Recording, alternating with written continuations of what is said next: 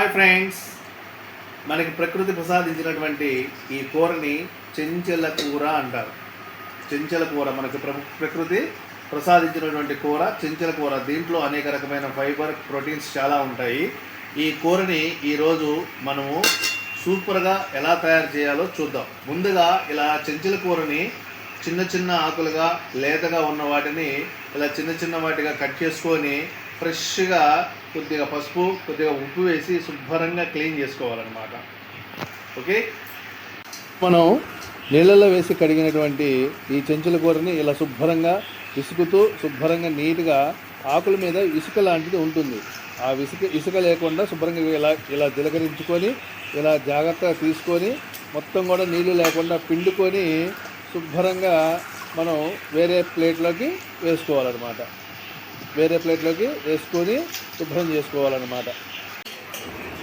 ఇలా శుభ్రంగా తీసుకున్నటువంటి కడిగినటువంటి చెంచుల కూరని ఇలా పిండుకొని ఇసుక ఏమీ లేకుండా ఇలా జలదరించుకొని వేరే గిన్నెలో వేసుకోవాలన్నమాట.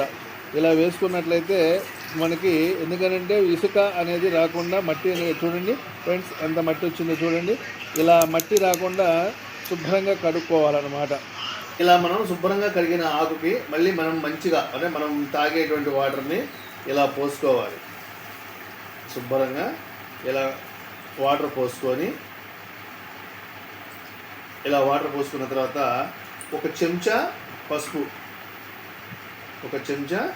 పసుపుని ఇలా వేసుకోవాలన్నమాట.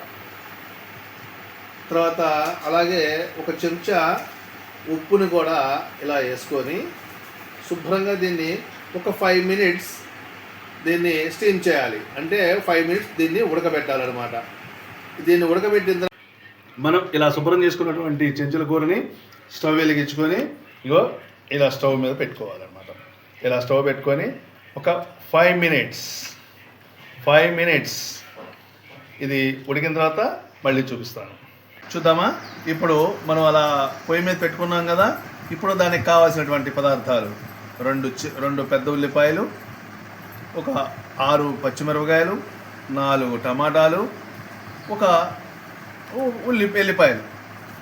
ఎల్లిపాయలు ఇలా గర్భాలు తీసుకొని ఇలా ఉంచుకోవాలన్నమాట. జస్ట్ ఫ్రెండ్ చూడండి ఎలా కట్ చేస్తున్నామో. కట్ చేసేదాన్ని కూడా చూడండి. ఇలా టమాటాల్స్ అన్నీ పక్కన పెట్టుకోవాలి.